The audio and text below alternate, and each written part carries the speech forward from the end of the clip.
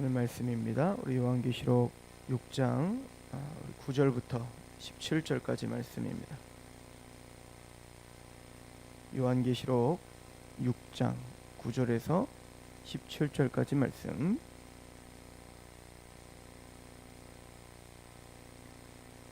함께 봉독하도록 하겠습니다. 시작. 다섯째 인을 떼실 때에 내가 보니 하나님의 말씀과 그들이 가진 증거로 말미암아 죽임을 당한 영혼들이 제단 아래 있어 큰 소리로 불러 이르되 거룩하고 참되신 대주제여 땅에 거하는 자들을 심판하여 우리 피를 갚아주지 아니하시기를 어느 때까지 하시려 하나이까 하니 각각 그들에게 흰 두루마리기를 주시며 이르시되 아직 잠시 동안 쉬되 그들의 동무 종들과 형제들도 자기처럼 죽임을 당하여 그 수가 차기까지 하라 하시더라. 내가 보니 여섯째 인을 떼실 때에 큰 지진이 나며 해가 검은 털로 짠 상복같이 검어지고 달은 온통 피같이 되며 하늘의 별들이 무화과 나무가 대풍에 흔들려 설익은 열매가 떨어지는 것과 같이 땅에 떨어지며 하늘은 두루마리가 말리는 것과 같이 떠나가고 각 산과 섬이 제자리에서 옮겨지더라짐에 땅의 임금들과 왕족들과 장군들과 부자들과 강한 자들과 모든 종과 자유인이 굴과 산들의 바위 틈에 숨어 산들과 바위에게 말하되 우리 위에 떨어져 보라. 떨어져 보자 앞에 앉으신 이의 얼굴에서와 그 어린 양의 진노에서 우리를 가리라. 그들의 진노의 큰 날이 이르렀으니 누가 능히 서리요 하더라. 아멘.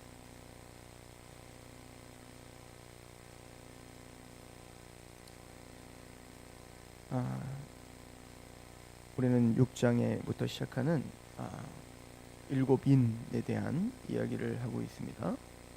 어제는 우리가 첫 번째 인부터 네 번째 인까지 우리가 살고 있는 이 시대가 바로 흰말, 또 두 번째 인의 붉은 말, 또 세 번째 인의 검은 말, 그리고 네 번째 인의 청황색 말, 즉 이기고 또 이기려고 하는 그 인간의 탐심과 탐욕, 그 정복욕, 그것으로 인해서 붉은 말인 바로 살육과 전쟁이 시작되고 화평이 제거화된다. 그래서 세 번째 인인 검은 말은 이제 경제적인 파탄, 또 경제적인 부익부 빈익빈, 그런 어떤 고난의 시기가 있고, 이것은 더 나가서 이 청황색 말인 이제 검과 흉년과 사망과 죽음을 이야기한다. 그러니까 죄가 잉태하여 욕심이 잉태하여 죄를 낳고 죄가 잉태하여 사망을 낳는 그 인간의 아담 이후로의 그 죄의 그 악함과 또 그 죄성이 하나님과의 관계를 끊을 뿐 아니라 이제 더 나아가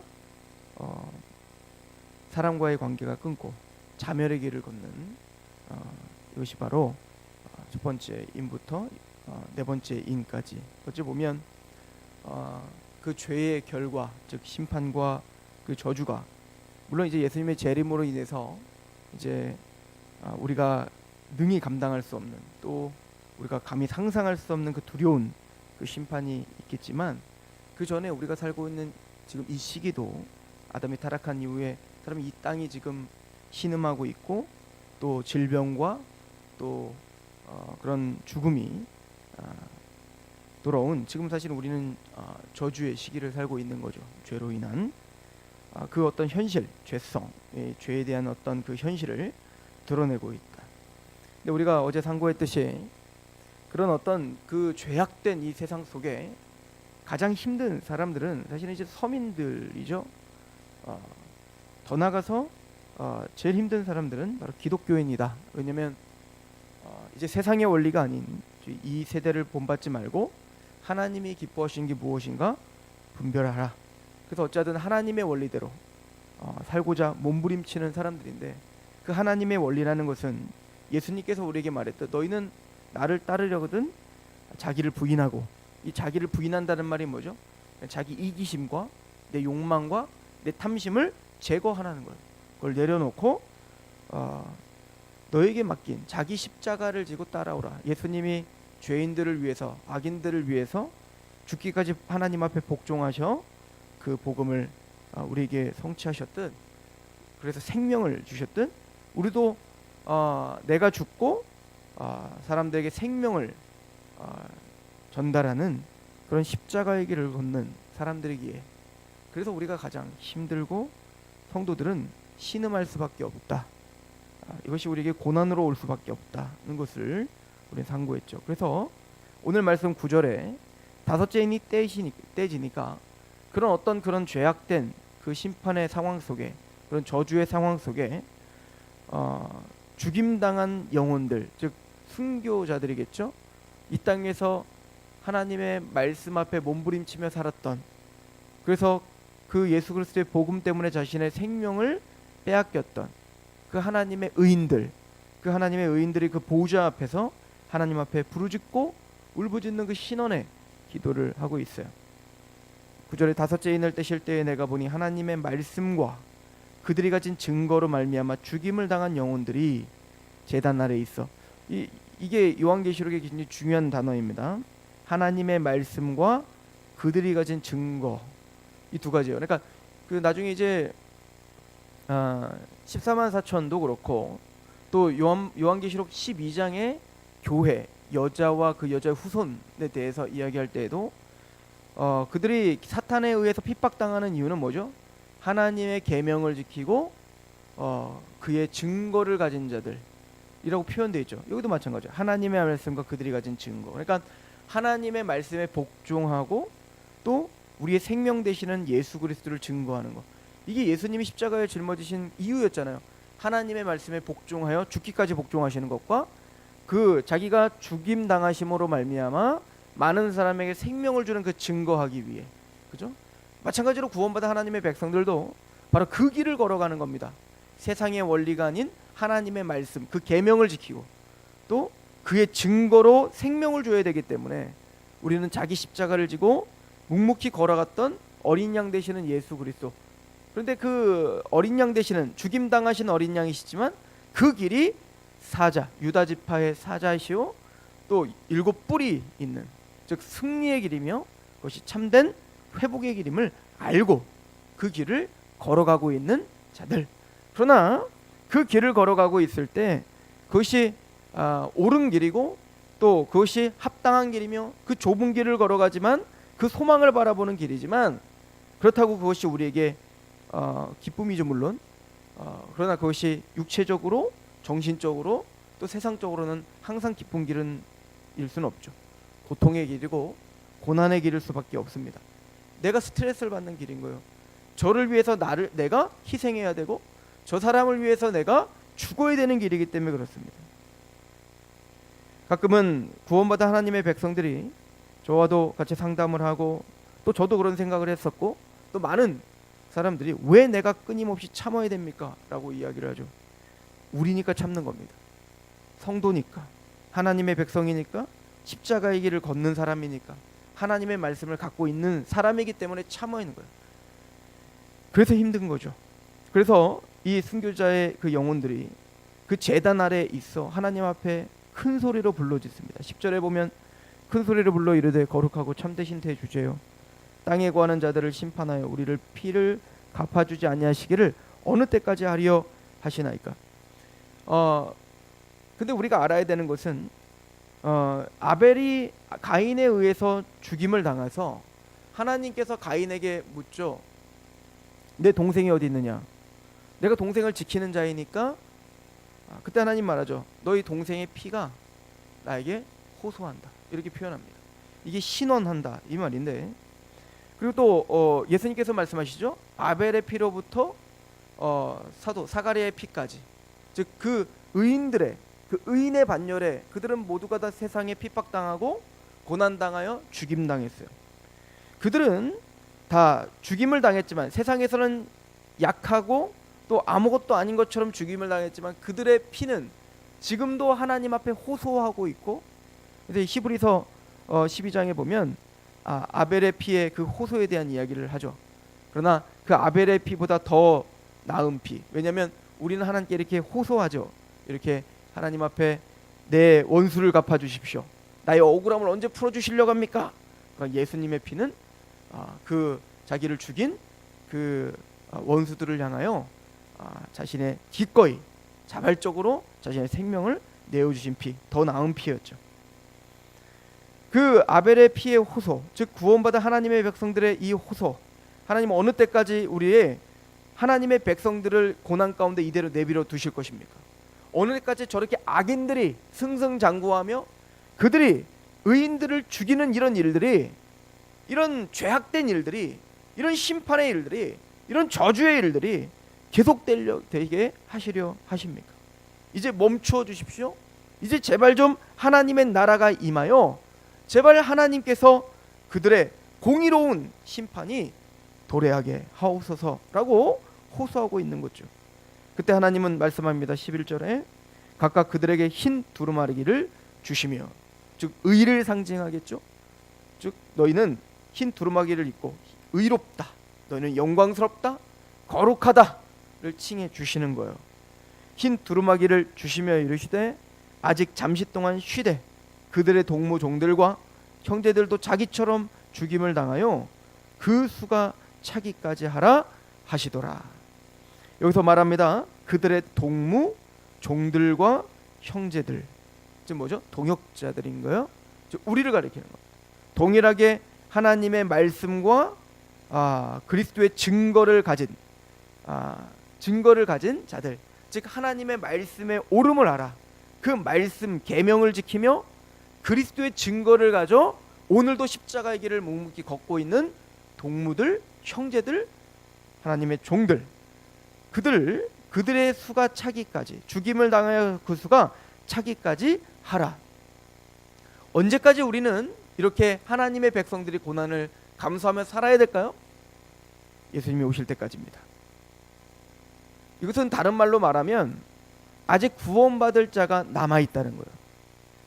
아직 자기 십자가를 지고 걸어 그 십자가를 통해서 그리스도의 향기요, 편지요, 또 빛과 소금처럼 살아 그들을 통하여 구원받을 아직 남은 자들이 있는 겁니다. 아직 14만 4천 하나님의 온전한 백성들 다 차기까지, 그때야 끝이 오는데 그 고난, 그 예수님의 십자가로 많은 생명이 살아나듯 그렇게 그 생명 되시는 예수 그리스도를 증거하는 하나님의 백성들, 너희들의 동무들과 종들과 또 형제들이 그 피가 차기까지, 그렇게 해서 마침내 하나님이 한 영혼도 잃어버리지 않고 마침내 모든 영혼이, 하나님이 택하신 모든 영혼을, 내 아버지가 나에게 주신 그 모든 영혼이 다 구원받을 때까지, 그때까지 너희는 두루마기를 입고 기다려라, 쉬고 있어라, 안식을 취하라. 아직 하나님의 일이 끝나지 않았다. 아직 구원받아야 될 사람이 아직 많이 남아 있다. 여호와 열심히 지금도 일을 하고 있다. 아마 순교를 당한 하나님의 백성들은 지금 아브라함의 품 낙원에서 지금 영혼이 안식을 취하고 그 재림을 지금도 갈망하며 호소하며 있다라고 하는 것을 보여주고 있죠. 이게 바로 다섯 번째 인입니다. 그리고는 하나님은 그들에게 위로를 하듯 또 그들에게 공의로움이 무엇인지를 보여주듯 여섯 번째 인의 심판에 대하여 선포합니다. 12절에 내가 보니 여섯째 인을 떼실 때에 큰 지진이 나며 해가 검은 털로 짠 상복이 검어지고 달은 온통 피같이 되며 하늘의 별들이 무화과 나무가 대풍에 흔들려 설익은 열매가 떨어지는 것과 같이 땅에 떨어지며 하늘은 두루마리가 말리는 것과 같이 떠나가고 각 산과 섬이 제자리에서 옮겨지매 땅의 임금들과 왕족들과 장군들과 부자들과 강한 자들과 모든 종과 자유인이 굴과 산들의 바위 틈에 숨어 산들과 바위에게 말하되 우리 위에 떨어져 보좌에 앉으신 이의 얼굴에서와 그 어린 양의 진노에서 우리를 가리라. 그들의 진노에 큰 날이 이르렀으니 누가 능히 서리오 하더라. 여기서 보면 하나님이 마지막 심판에 대한 이야기, 이제 최종적인 예수 그리스도의 재림을 통해서 임할 심판을 이제는 한마디로 딱 정리를 하는 거예요. 이 심판이 어떤 양상으로 우리에게 임하는지는 나중에 이제 7 대접을 통해서 우리에게 더 자세하게 설명할 거고, 또 이 심판을 누가 당할 것인지에 대한 구체적인 것은 나중에 17장 18장에 음녀와 바벨론이 멸망하는 것을 통해서 설명할 거고, 그럼 이 심판은 누가 주도할 것이며 누가 이런 심판을 베푸는 것인지를 19장에 예수 그리스도께서 베푸실 것임을 설명해 줄 거예요. 근데 여기서 말하고 있는, 보면 큰 지진이 나고 해가 검은 털로 짠 상복같이 검어지고 달은 온통 피같이 되고 하늘의 별들이 무화과 나무 대풍이 흔들려 서리군 열매 떨어지고 별이 떨어지고 달이 피같이 되고 해가 어두워지고, 이런 내용은 지금 계시록에만 나와 있는 게 아니에요. 마태복음 24장에 예수님께서도 마지막에 심판에 대한 이야기를 할 때 이런 메시지를 동일하게 합니다. 근데 이건 또 예수님만 말하는 게 아니라 구약의 예언서들에서 어떤 중요한 시대가 바뀌고 또 중요한 하나님의 역사가 뒤어 바뀔 때 이런 표현들을 써요. 예를 들어 요엘서에 보면 마지막 때가 되면 자녀들은 예언할 것이고 청년들은 꿈을 꾸고 뭐 환상을 보고, 그리고 아비들은 꿈을 꾸리라. 그런 어떤 그때가 되면 여호와 이름을 부르는 자에게 구원이 임하는 그때가 올 것이다 라고 하면서, 그때도 이런 비슷한 이야기를 한단 말입니다. 해가 어두워지고 달이 뭐 핏빛이 되고 뭐 별이 떨어지고 말이죠. 이것은 바로 전형적인 예언서의 표현인 거예요. 이것은 뭐냐면 하나님의 어떤 은혜, 하나님의, 지금 여기 보면 해와 달과 별은 바로 빛, 하나님의 빛 되심, 즉 이거는 선인이나 악인이나 동일하게 비춰주는 일반 은총 가운데 하나님의 은총을 가리키는데, 그 모든 하나님의 일반 은총이 거두어지는 걸 말하는 겁니다. 여기서 보면 해와 달과 별, 즉 하나님의 이 빛을 생명이라고 생각했다고요. 근데 그 생명과 같은, 그 당시에 또 로마 사람들뿐만 아니라 모든 고대 사람들, 뭐 지금도 예를 들어서 김정일이나 뭐 그런 김일성을 태양신이라고, 태양절이라고 숭배하지 않습니까? 그러니까 인간들은 항상 태양을 신적 존재로 숭배했다고요. 그런 것은 뭐냐면 그 태양을 통해서 모든 생명이 근원이 된다고 생각했기 때문에 그렇습니다. 그런데 우리의 생명의 근원이라고 생각했던 태양과 달과 별, 그런 빛, 그 빛이 다 어두워지고 다 거두어가는 날이 올 것이다 라고 하는 것이죠. 하나님의 이제는 일반 은총이 없어지고 자비가 없어지는 거예요. 그때는 공의로운 그 모든 하나님의 1차 창조 세계가 다 완전히 재편성되는 겁니다. 그래서 이제는 악인들이 보기에는 그날은 두려운 날인 겁니다. 왜? 하나님의 은총은 이제 전혀 없는 겁니다. 하나님의 자비는 전혀 없는 것입니다. 그래서 15절에 보면 땅의 임금들과 왕족들과 장군들과 부자들과 강한 자들과 모든 종과 자유인, 뭐죠? 높은 자나 낮은 자나 가난한 자나 부한 자나 가진 자나 갖지 못한 자나 또 지혜가 있는 자나 없는 자나 모두를 통칭하는 거예요. 모든 인류들을 가리키는 거죠. 모든 인류는 이렇게 울부짖는다는 거예요. 그때 굴과 산들의 바위 틈 산들과 바위에게 말하되, 이건 무슨 얘기죠? 숨을 수 있는 곳이죠. 여러분들 이제 말라기에 보면 이렇게 써 있어요. 한번 가보시겠어요? 말라기서 오바댜서를 먼저 봅시다. 오바댜. 우리가 잘 아는 대로 이 오바댜는 바로 그 에돔 족속에게 그 명령하는 거예요. 에돔 족속의 심판을 명하는 건데, 에돔은 바로 에서의 후예죠. 장자 축복권, 하나님의 복을 팥죽 한 그릇으로 팔아버렸던, 즉 오늘로 말하면 하나님의 복음과 심판에 대한 메시지, 하나님의 복을 지금 당장 먹고 살고 지금 당장 보이는 것과 맞바꾸는 사람들, 이 세상 사람들과 대표적인 사람이 바로 에돔인 거예요. 자, 그 에돔에게 말합니다. 1장 1절 오바댜의 몫이라 주 여호와께서 에돔에 대하여 이와 같이 말씀하시니라. 우리가 여호와께로 말미암아 소식을 들었나니 곧 사자가 나라들 가운데 보내심을 받고 이르기를 너는 일어날지어다 우리가 일어나서 그와 싸우자 하는 것이니라. 보라 내가 너를 나라들 가운데 매우 작게 하였으므로 내가 크게 멸시를 받는, 하나님을 대적하는 에돔 족속 내가 너를 가만두지 않겠다. 모든 천군 천사야 그들과 싸우자. 내가 그들을 멸망시키리라. 심판을 명하는 거죠.